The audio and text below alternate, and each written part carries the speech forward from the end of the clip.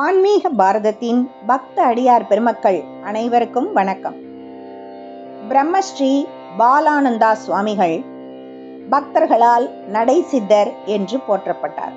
சுவாமிகளின் பிறப்பு, உறவுகள், ஊர் என்று யாருக்கும் ஏதும் தகவல் தெரியவில்லை. சுவாமிகளின் உண்மையான பெயரே ஜீவ ஒடுக்க காலத்தின் போது தாமே மொழிந்தார்கள்.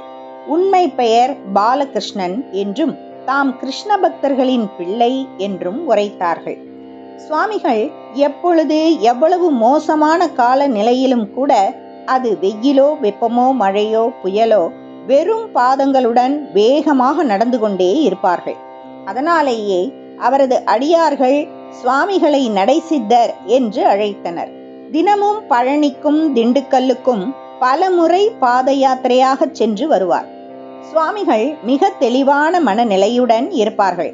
யார் என்ன மொழியில் பேசினாலும் அந்த மொழியிலேயே அவர்களுக்கு சுருக்கமாக 1-2 வார்த்தைகளில் பதில் உரைப்பார்கள் என்பது பலரது அனுபவ உண்மை. சுவாமிகளுக்கு எந்தவிதமான தீய பழக்கங்களும் கிடையாது. அவர் தனிமையில் இருக்கும்போது தமக்கு கிடைத்த உணவினை சிறிது எடுத்து அருகில் இருக்கும் எறும்புகளுக்கும் காக்கைகளுக்கும் வைத்துவிட்டு இறைவனுக்கு நன்றி கூறிவிட்டு அதன் பின்பே உண்பார்கள். சில சமயங்களில் கருடனும் அவருடைய உணவை உண்டதாக பக்தர்களின் தகவல். சுவாமிகள் வெள்ளை ஆடை மற்றும் காவி ஆடை மட்டுமே உடுத்துவார்கள்.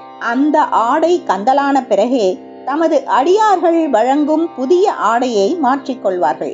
அப்படி கந்தல் இல்லாமல் ஆடையை மாற்றிவிட்டால் சிறிது நேரத்தில் கழற்றி வேலியில் போட்டுவிட்டு மீண்டும் பழைய ஆடையுடன் தான் காட்சி தருவார்.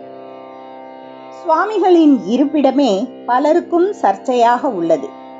திண்டுக்கல் MVM நகர், RM காலனி போன்ற இடங்களிலேயே எப்பொழுதும் இருந்ததாக திண்டுக்கல் அடியார்கள் கூறுவார்கள்.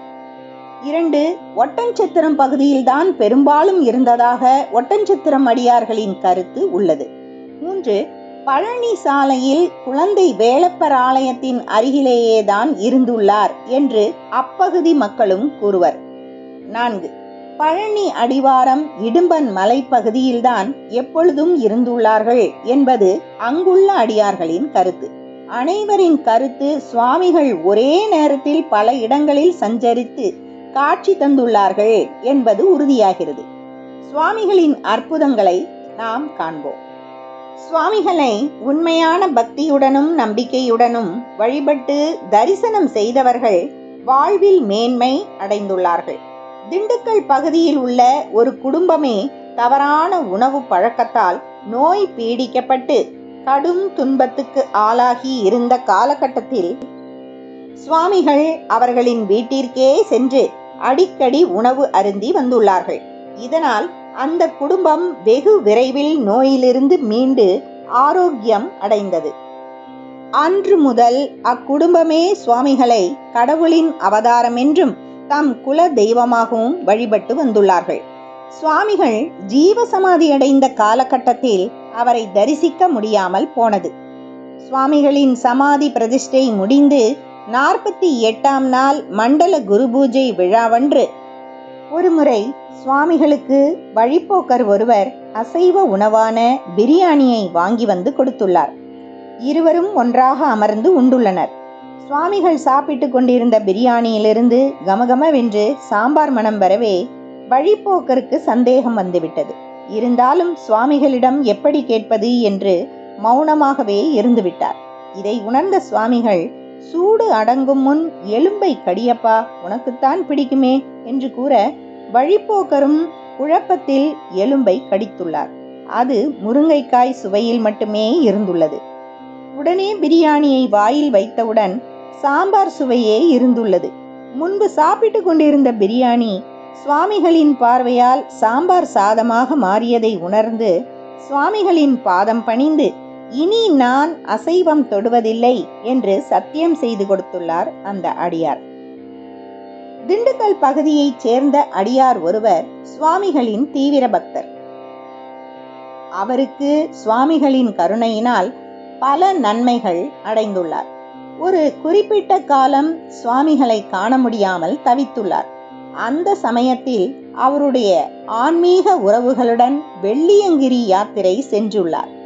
மலை வழி யாத்திரையில் சுவாமிகளின் சிந்தனையில் தங்களை நீண்ட நாட்களாக காண இயலவில்லையே என்று நினைத்துள்ளார். அடுத்த கணமே மலையின் முகட்டில் சுவாமிகள் விஸ்வரூப தரிசனம் தந்துள்ளார்.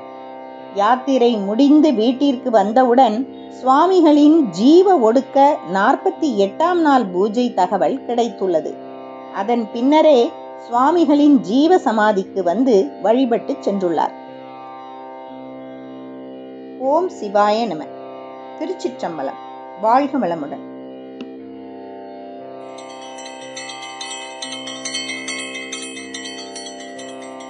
இது போன்ற ஆன்மீக தகவல்களை தெரிந்து கொள்ள ஆன்மீக பாரதம் யூடியூப் சேனலை சப்ஸ்கிரைப் செய்து கொள்ளுங்கள். நன்றி.